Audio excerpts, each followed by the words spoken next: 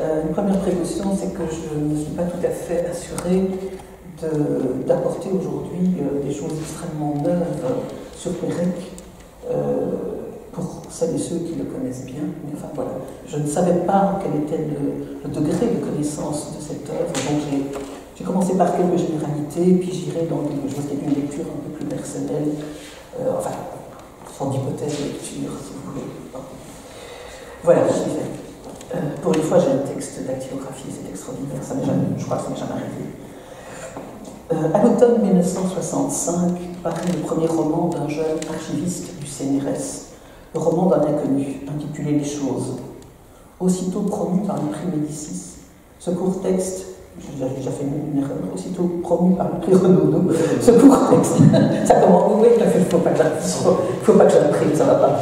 Ce court texte, ce court texte sous-titré L'histoire des années 60 étonne par son thème, la fascination mimétique exercée sur deux jeunes étudiants, Jérôme et Sylvie, par les modèles offerts par la société de consommation.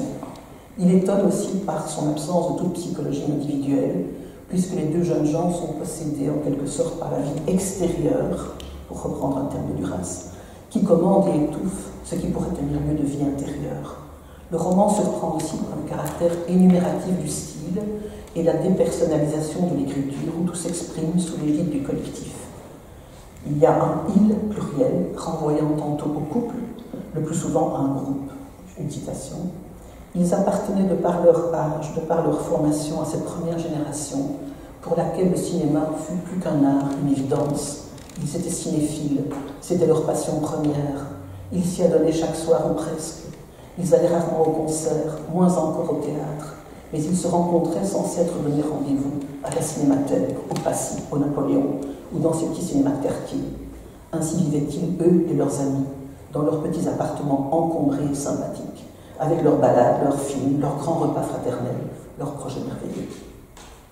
Bref, les personnages inventés par Pérec ne sont guère que des espèces de surfaces réfléchissantes, sans aucune substance, ils sont balayés par l'histoire, les modes, etc. Après ce premier succès éclatant, Pérec va traverser littérairement des zones sombres. Membre de l'Oulipo, il publiera des textes sous contrainte, quelques romans, je cite deux titres, Quel petit vélo chromé au fond de la cour, 1966, ou le magnifique Un homme qui dort, 1967, avant de retrouver un vrai lectorat avec W, le souvenir d'enfance, publié en 1975, récit qui est constitué de deux parties qui alternent, l'une qui est autobiographique, l'autre qui relate l'utopie d'une société sportive de plus en plus violente et qui fait penser évidemment à la société du Troisième Reich. Ce curieux texte dédoublé révèle quelques éléments de son identité, de sa spécificité. Il se définit dans la partie autobiographique comme un juif polonais né en France en 1936, d'un père mort au début de la guerre, il s'était engagé, et d'une mère gazée à son arrivée à Auschwitz en 1943. Il définit son rapport ambigu au temps et à l'écriture. Alors je suis vraiment désolée, la citation va être très longue, mais je la trouve absolument magnifique, et comme quand on fait un cours, on peut projeter un certain nombre de choses en PowerPoint, je n'y ai pas pensé. Donc je vous lis cette citation. « Je ne sais pas si je n'ai rien à dire. Je sais que je ne dis rien.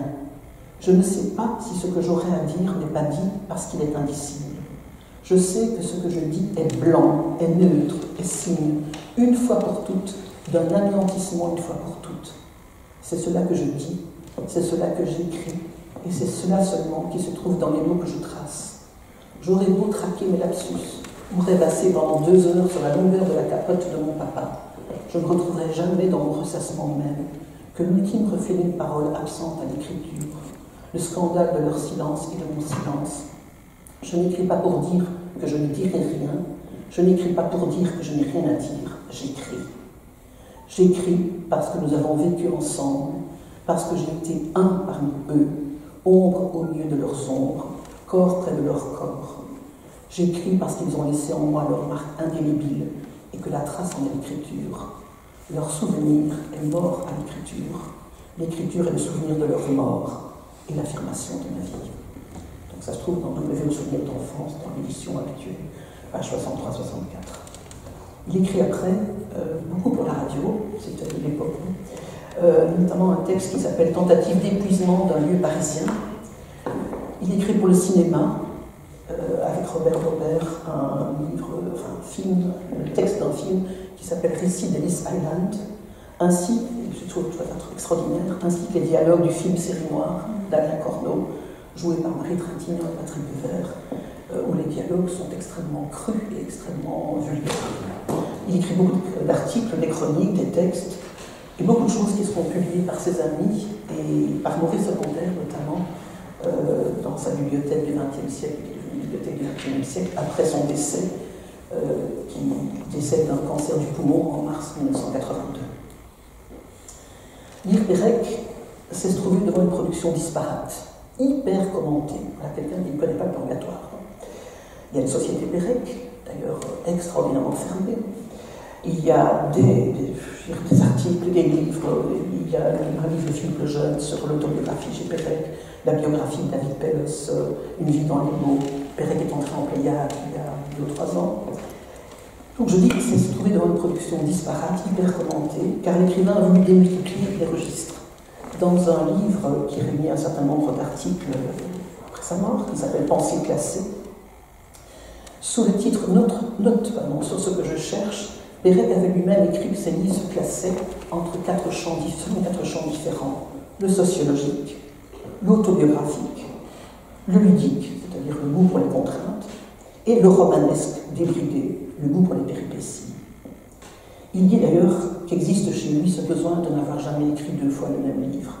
Citation dans une interview: « J'aimerais saturer tous les domaines de l'écriture. » Lire Pérec, c'est aussi voyager, je dirais, c'est ça qui me plaît, c'est voyager entre une culture savante. Il fut l'élève de Vigneault, puis suivi le séminaire de Barthes de 1963-1965 et resta son ami. Et Barthes d'ailleurs le conseilla pour son premier livre, et c'est Barthes qui l'envoya chez Nadeau. Donc, culture savante, et culture de masse, telle que la décrivent les sociologues des années 60-70, et notamment le Clésio dans ce magnifique livre qui s'appelle L'extase intérieure. Pérec aime pasticher, Proust, Flaubert, Crocrier. Il fait des jeux de mots à peu près, quoi. Il transforme Moby Dick en Mondibique. Il écrit à propos d'Hiroshima, mon amour, à propos d'India Song qu'il va voir avec Bernard Noël, mais en même temps, il n'aime rien tant que lire, couché sur le ventre, des romans policiers américains et de préférence Gusnon Préau. La lecture un peu minutieuse des œuvres, pas toutes, mais enfin la plupart d'entre elles, fait apparaître une forte récurrence, me semble-t-il, des mots blancs, manque, vide et puzzle. Le puzzle est un objet, je ne sais pas si vous le prononcez comme moi, enfin, j'ai des amis qui disent puzzle, enfin non, puzzle, enfin non. Le puzzle est un objet marquant dans le gros roman que publie Pérec, et cette fois-ci celui qui a pris Médicis en 1978, La vie mode d'emploi, énorme construction sur le modèle un peu du livre de Butor, Passage de Milan, où on décrit la vie dans tout un immeuble. Et Italo Calvino disait de La vie mode d'emploi que c'était le dernier grand événement dans l'histoire du roman. Et l'œuvre, donc La vie mode d'emploi, est construite à la manière d'un vaste puzzle où vit notamment un peintre qui s'appelle Valène, et ce peintre est contacté par un millionnaire qui s'appelle Barthelbus, une contraction entre Bartleby et Barthelbus, qui charge un personnage qui s'appelle Gaspard Winkler. Vous connaissez sans doute l'écrivain Martin Winkler, qui a pris son pseudonyme, qui aurait été Marc Safran, qui a pris son pseudonyme parce qu'il aime Pérec. Donc il charge un autre personnage qui s'appelle Gaspard Winkler de faire le tour du monde, de faire des photos, et de faire à partir de ces photos et de ces dessins, de ces aquarelles, des puzzles qu'il offre au millionnaire. Et puis, une fois que ces puzzles sont réalisés, on les détruit grâce à une solution détergente. Alors, au terme du roman, se passe un événement inattendu. C'est la mort de Barthelbus. Assis devant son puzzle, Barthelbus vient de mourir. Sur le drap de la table, quelque part dans le ciel crépusculaire du 439e puzzle, le trou noir de la seule pièce non encore posée dessine la silhouette presque parfaite d'un X, inconnu. Mais la pièce que le mort tient entre ses doigts a la forme, depuis longtemps prévisible dans son ironie même, d'un W.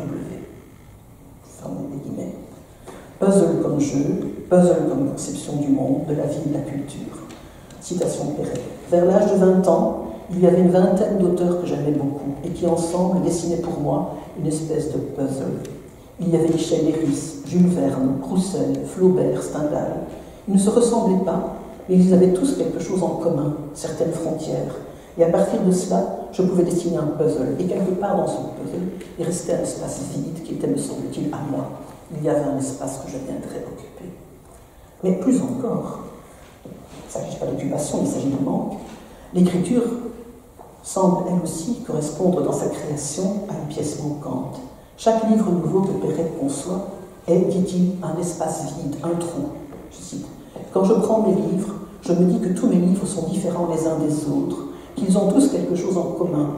Ils dessinent à nouveau une espèce de puzzle dans lequel il reste un espace vide, qui est le livre que je me prépare à écrire. Et bien entendu, cet espace vide, ce trou, ce blanc, il sera toujours là.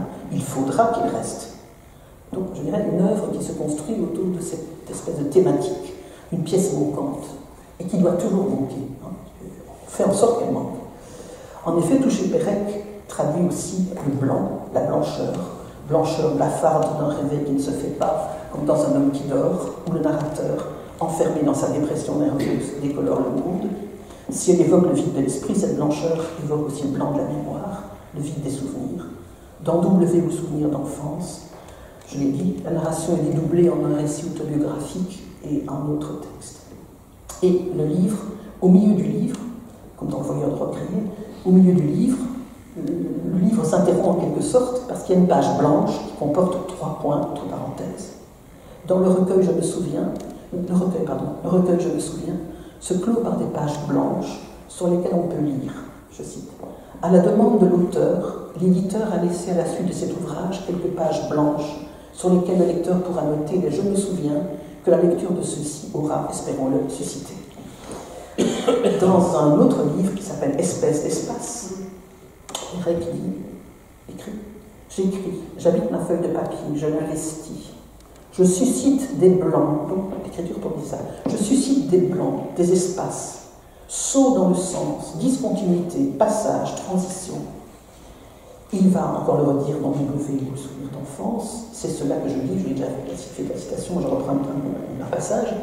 C'est cela que j'écris, c'est seulement cela qui se trouve dans les mots que je trace, dans les lignes que ces mots dessinent, et dans les blancs que laisse apparaître l'intervalle entre les lignes. Dans une lettre inédite, qui est restée inédite très longtemps, mais qui est maintenant en Pléiade, dans une lettre inédite à Bernard Manier, il écrivait « C'est le temps qui passe, le désœuvrement, le creux, le vide, la mélancolie, le cafard, le souvenir, l'irrémédiable, le blanc. » La hantise du vide est omniprésente dans l'œuvre. Dans W, il raconte, là de manière très concrète, une expérience. Il s'était engagé dans les paras pendant un an, Pérec dans les paras. Bon. Donc, dans W, il raconte une expérience en parachute, et la première fois qu'il a sauté en parachute, il dit « Je fus précipité dans le vide, tous les fils furent rompus. » Puis il commente en parlant aussi d'autre chose. Tout comme le thème du manque, dans l'immeuble de la vie mode d'emploi, on ne compte plus les personnages mutilés, privés de l'ouïe, de la vue, les objets dépareillés, découpés, fissurés, etc. Donc il y a même dans... Pérec était aussi un inventeur de mots croisés, je ne sais pas comment ça s'appelle, on dit un cruciverbiste, mais quand c'est quelqu'un qui joue, c'est celui qui les pratique, mais celui qui les invente, je ne sais pas comment. Un verbicruciste, merci. Donc Pérec était un verbicruciste aussi, et par exemple, il dit à un moment donné, personnage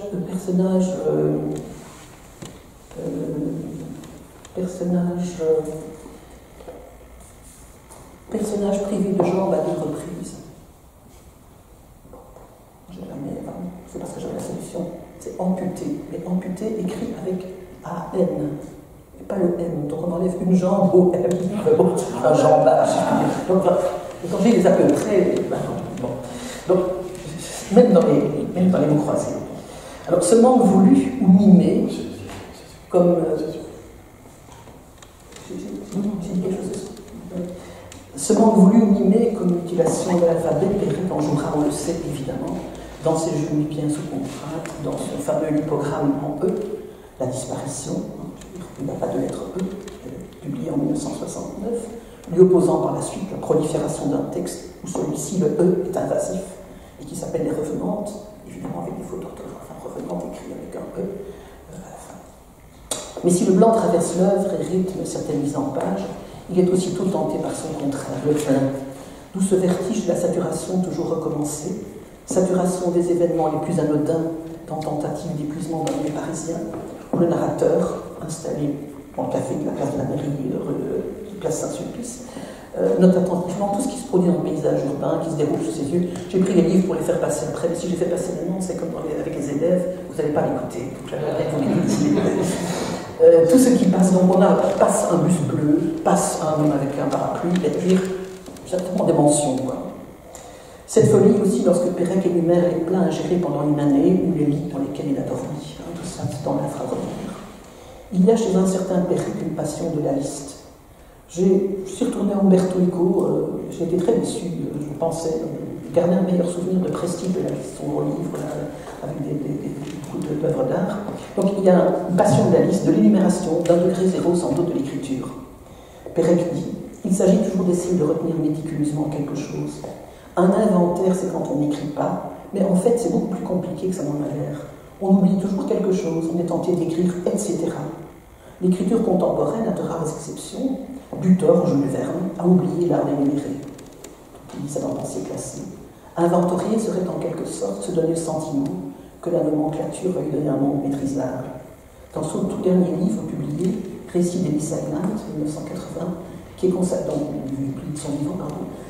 qui est consacré à l'évocation de l'île en face de Manhattan où transitaient les migrants, Pérec a formulé avec une parfaite rigueur la question qui traverse toute son œuvre. Comment décrire? Comment raconter? Comment lire les traces? Comment saisir ce qui n'est pas montré, ce qui n'a pas été photographié, archivé, restauré, mis en scène? Comment retrouver ce qui était plat, banal, quotidien, ce qui était ordinaire, ce qui se passait tous les jours? Au début, on ne peut qu'essayer de nommer les choses une à une platement, les énumérer, les dénombrer de la manière la plus banale possible, de la manière la plus précise possible, en essayant de ne rien oublier. Alors je voudrais maintenant venir à quelque chose d'un peu moins général. Je voulais vous parler au départ d'un homme qui dort, qui est pour moi un des plus beaux textes que je connaisse, qui est consacré à la dépression. Mais, bon, outre le fait que j'ai beaucoup de difficultés avec ce texte parce qu'il pour parler comme Pérec, il me plombe, j'ai préféré interroger cet étrange objet qu'est le recueil Je me souviens, et qui est un recueil qui me fascine. En 1978, après une assez longue analyse avec Jean-Bertrand Pontalis, donc l'analyse a duré de 71 à 75, à la suite aussi d'une tentative de suicide, l'analyse suivra la tentative de suicide en 1971, Pérec réussit à faire paraître, avec l'appui du seul Paul Tchaikovsky-Laurence, Je me souviens, soit 480 anamnèses hyper courtes, numérotées et minimales, je vous en lis quelques-unes, pour le rappel. Numéro 34, je me souviens de la cinémathèque de l'avenue de Messine. Numéro 47, je me souviens des postes à galène. Numéro 63, je me souviens de Dop Dop Dop, adopter le chant en Dop. Numéro 80, je me souviens du grand orchestre de Reventura. Numéro 109, je me souviens de la mode et du Felcote. Fondamentalement déceptif, c'est Je me souviens opère un estompage référentiel, par brévisme, ce qu'on peut dire. Il réalise une véritable assise scripturale, dans un travail d'écriture minimal, répétitif.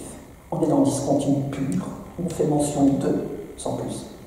Le catalogue, le répertoire, la collection souvenirs répondent à un principe de rupture du texte continu, rupture qui commande en quelque sorte la forme d'un dépôt. Économie de suppression, d'éradication, pas de crise, pas de commentaires, pas de pathos. Règne du creux, de l'omission, mise en espace qui rend sensible au lecteur une impression de manque. La mise en série de ce qui habituellement se construit narrativement ne réfère pas ici à la tentative de se retrouver ou de se reconstruire. Il s'agit plutôt d'une mémoire oblique, comme dirait Philippe Lejeune, lacunaire, des petits prélèvements, comme des petits instantanés, dans un continuum mémoriel, dans l'à côté aussi de l'expérience intime d'un sujet. Pérec, 4e couverture. Ces Je me souviens ne sont pas exactement des souvenirs, et surtout pas des souvenirs personnels, mais des petits morceaux de quotidien, des choses que telle ou telle année, tous les gens d'un même âge ont vu, ont vécu, ont partagé, et qui ensuite ont disparu, ont été oubliées. Elles ne valaient pas la peine d'être mémorisées, elles ne méritaient pas de faire partie de l'histoire, ni de figurer dans les mémoires des hommes d'État, des alpinistes, je ne sais pas pourquoi, et des monstres sacrés. Il arrive pourtant qu'elles reviennent quelques années plus tard, intactes et minuscules, par hasard ou parce qu'on les a cherchées un soir entre eux. C'était une chose qu'on avait apprise à l'école, un champion, un best-seller, un scandale, un slogan, un geste ou quelque chose d'encore plus mince, d'inessentiel, tout à fait banal, miraculeusement arraché à son insignifiance, retrouvé pour un instant, suscitant pour moi quelques secondes une impalpable petite nostalgie. C'est un projet qui rejoint comme espèce d'espace, comme tentative d'épuisement d'un lieu parisien, ce que Pérec nomme l'infraordinaire, et l'attention qu'il veut porter à l'infraordinaire. Il dit ceci: comment parler de ces choses communes, comment les traquer, comment les débusquer, les arracher à la gangue dans laquelle elles restent engluées, comment leur donner un sens, une langue, qu'elles nous parlent enfin de ce qui est, de ce que nous sommes. Peut-être s'agit-il de fonder enfin notre propre anthropologie, celle qui parlera de nous, qui ira chercher en nous ce que nous avons si longtemps pillé chez les autres, non plus l'exotique, mais l'endotique. Fonctionnant à la capitalisation, le texte mime une mémoire qui se désassemble, qui recommence dans des lambeaux, où nous sentons l'épaisseur d'un temps traversé, mais que nous ne comprenons pas toujours. Comme l'écrit Annie Ernaux dans ce magnifique livre qui s'appelle Les années, qui est très influencé par Pérec. Elle écrit ceci: et l'on avait en soi, enfin, après avoir déroulé toute une série de choses, et l'on avait en soi une grande mémoire vague du monde, de presque tout on ne gardait que des paroles, des détails, des noms. Le baron en pain, le picorette, les chaussettes de Périguevois, de Devaquet, la guerre des Malouines, le petit déjeuner Benko, je ne sais pas si ça se prononce comme ça, parce que je ne sais pas ce que c'est. Mais ce n'était pas de vrais souvenirs, on continuait d'appeler ainsi quelque chose d'autre, des marqueurs d'époque. Alors je ne sais pas du tout si ce terme est d'elle, je le trouve magnifique. Comme elle a beaucoup de Bourdieu et d'autres gens aussi, je ne sais pas si le terme est d'elle, il est magnifique. Alors les 480 moments qui constituent, je me souviens, frappent évidemment d'abord par leur formulation suspendue, volontairement. Ils s'inscrivent bien sûr dans une esthétique du fragmentaire longuement pratiquée et commentée par Quignard, Blanchot, Barthes, Peter Hanke et d'autres. Ils sont influencés, dit Pérec lui-même, par un Américain qui prononce, donc je suppose que ce n'est pas la bonne prononciation, Joey Brenard, hein, qui a écrit un livre en 1970 qui s'appelle I Remember, où il y a 800 petits instantanés comme ça de mémoire aussi, mais qui sont beaucoup plus personnels. Ça porte notamment sur l'apprentissage de la sexualité, sur la première fois qu'il a raté un examen, des choses comme ça. C'est extrêmement personnel. Ce qui interroge dans les Je me souviens, c'est ce degré zéro de la littérarité.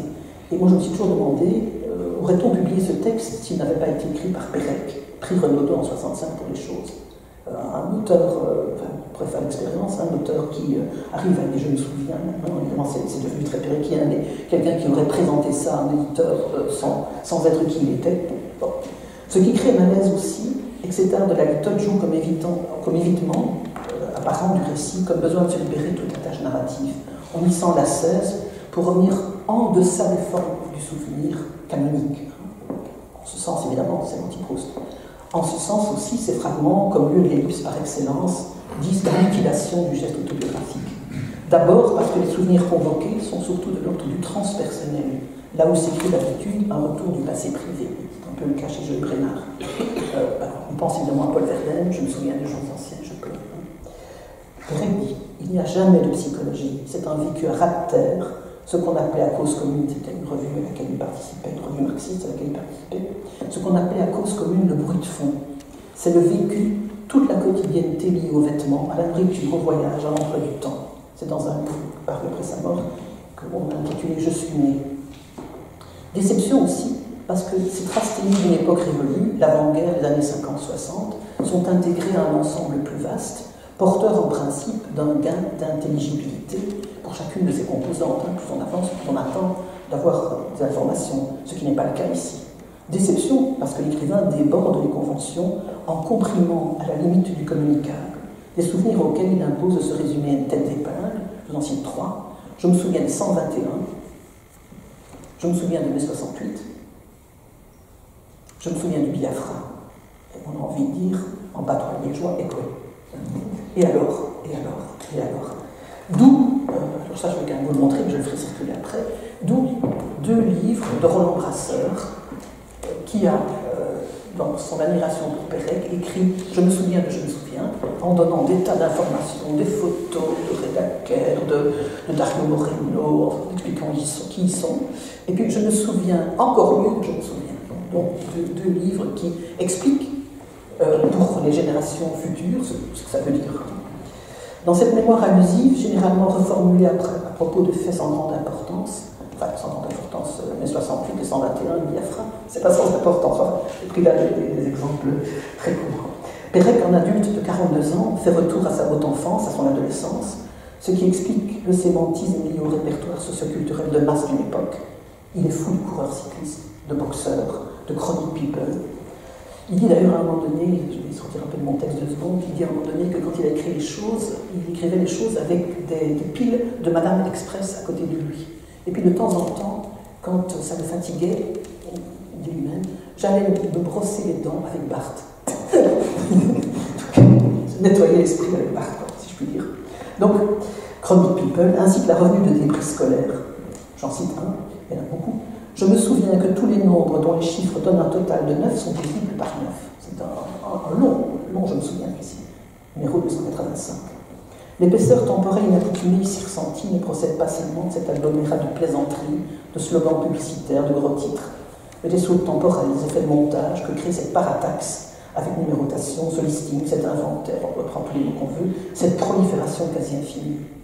Le livre se termine par un 480e « Je me souviens », mais qui est sans complément, absolu. La formule se met à valoir pour elle-même, comme si elle flottait dans l'immensité de la mémoire, et non seulement il n'y a pas de complément, je me souviens, mais c'est suivi d'une parenthèse dans laquelle il est indiqué à suivre, 3 petits points. Enregistrant impulsivement sur des bouts de nappe ou de tickets ce qui lui revenait en mémoire, pendant plusieurs années, que ça s'est fait en plusieurs années, Pérec racontait qu'il faisait le vide en lui et se saisissait d'un souvenir qui surgissait, que c'était beaucoup mieux que l'écriture automatique. Cela en divers lieux, avec des intermittences très longues, mais il lui arrivait parfois de retrouver, pas de retrouver, que surgissent en lui, parce que c'était comme il était lui-même passif, cette souvenir certains jours. Il joue à nous faire une proposition sociologique, car je me souviens est sous-titré Les choses communes numéro 1, il n'y aura pas numéro 2, enfin, c'est une proposition sociologique plus qu'autobiographique, car le sujet s'efface comme tel dans l'exhibition d'une mémoire collective. Tous ces micro-souvenirs abandonnés aussitôt que des enfants, cette mémoire tronquée, sont évidemment en principe les épaves d'un livre virtuel qui crée et déçoit une attente, à rapprocher sans doute de l'apparente lésion mémorielle qui affecte Pérec lorsqu'il est question de son vécu personnel dans W, le souvenir d'enfance, alors qu'il a pourtant à 3 reprises entrepris un travail d'analyse avec François Dolto en 1949, avec Michel Demusan en 56-57 et avec Jean-Bertrand Pontalis pendant 4 années au moment d'écrire tout ceci.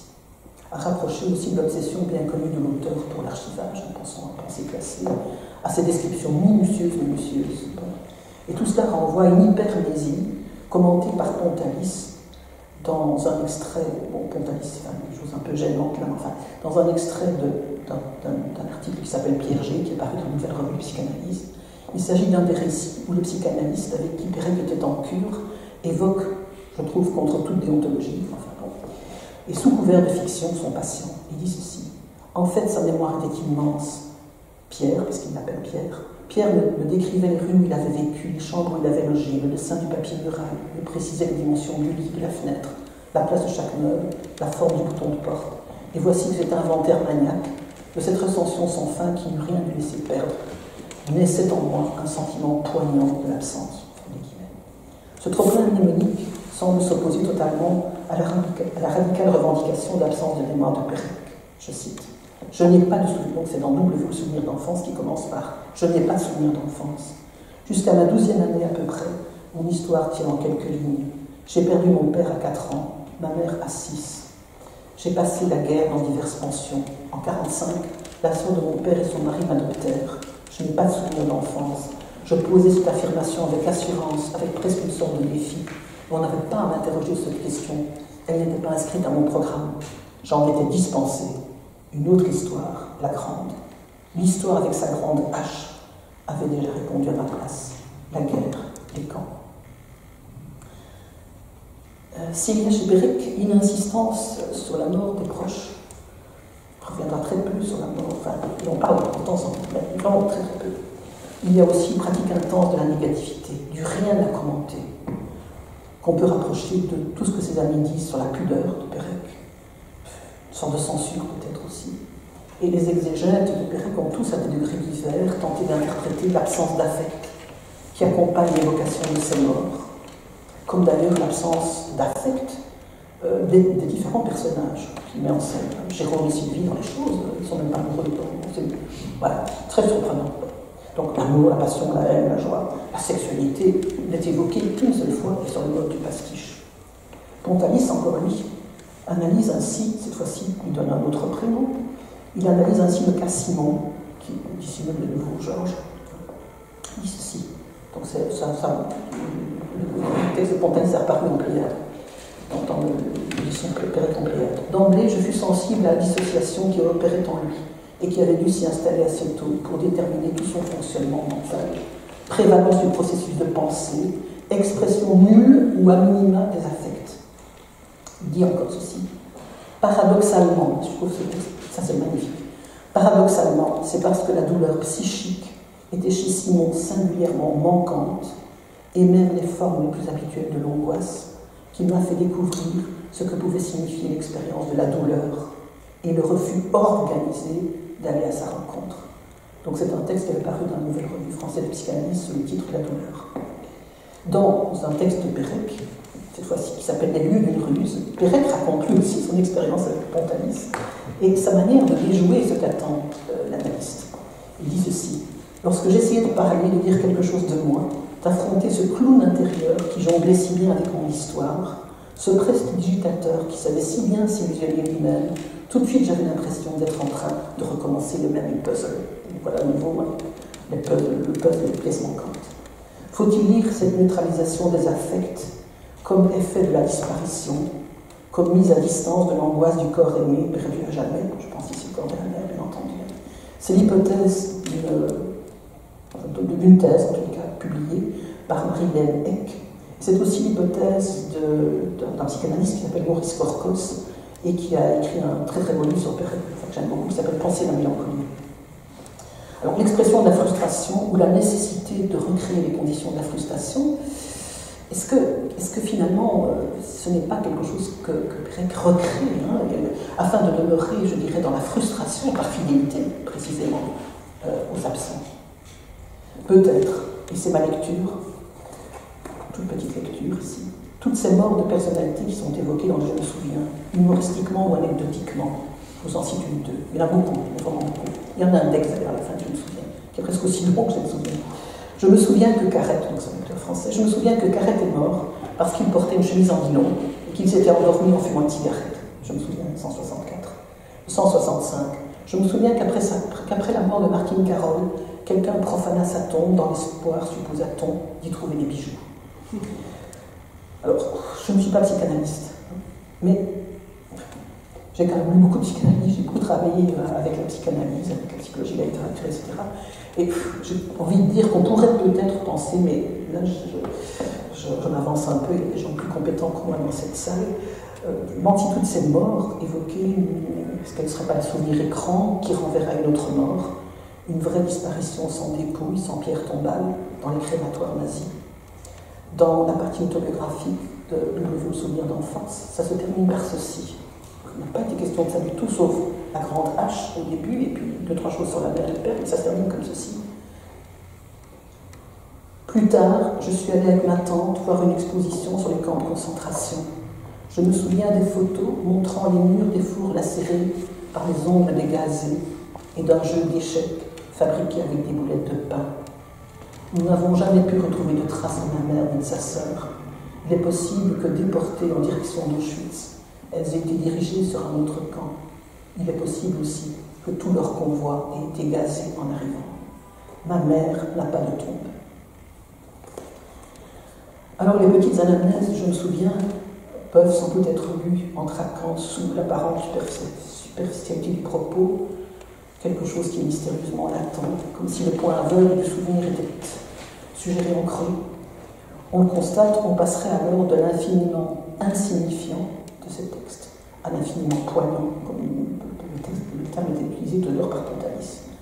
En effet, la litanie, je me souviens, semble effacer en elle la distinction entre énoncé et énonciation, renvoyant par son ressassement les objets évoqués en forme d'oubli, dont n'émergerait obsessionnellement que ce performatif nostalgique, je me souviens. Écrits dans le langage télégraphique du style oral, les mots d'ouverture « je me souviens » sont pris comme dans une espèce d'exténuation du leitmotiv, avec des pauses marquées.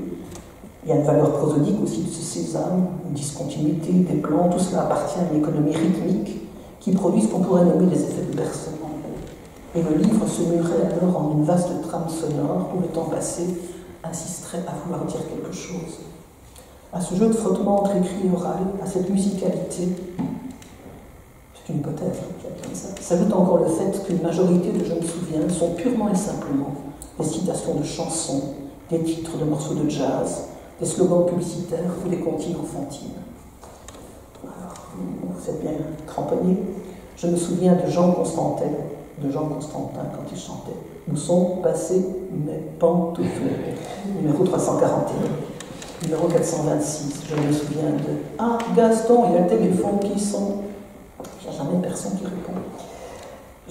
427, je me souviens de là-haut sur la montagne, il y avait un vieux chalet, mur blanc, toit de bardeau, devant la porte, un grand boulot. Bon, je vous rassure, c'est fini. Outre, je me souviens, 430, je me souviens combien j'aimais Johann Strauss et mon bonheur quand j'ai vu Valsivien au Châtelet. Beaucoup convoquent aussi un monde où n'existaient que les voix sans visage de la radio, bien avant l'apparition de l'omniprésente télévision. Je vous en cite quelques-uns. Je me souviens de Jean Mohin, d'Ijabon et de son émission 40 millions de Français et le rêve d'un jour.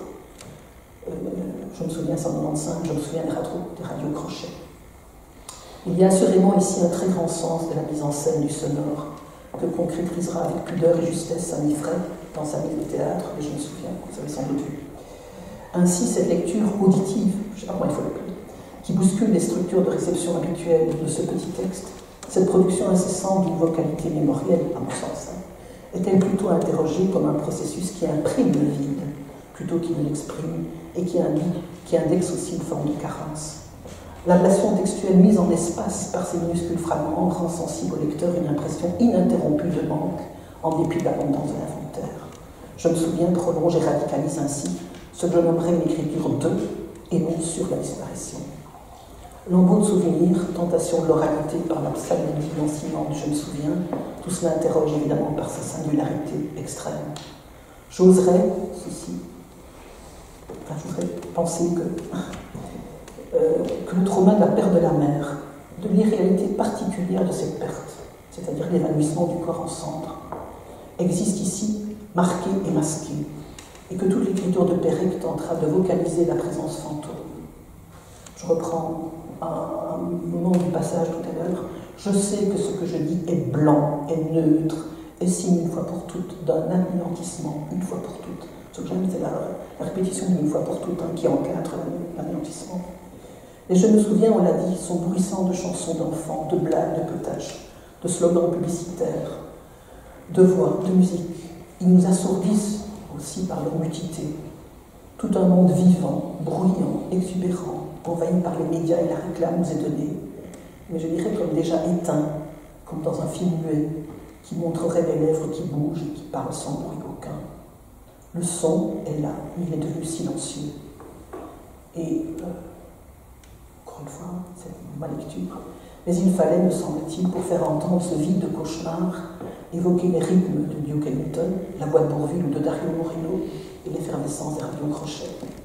Le gommage du sonore devient total, mais nous continuons ici à entendre le murmure autoberceur et tendrement enfantin de je me souviens, qui ne cesse de ressusciter mélancoliquement pour les rendre au néant toutes ces voix qui se sont tues et qu'on laisse désormais dériver. Merci.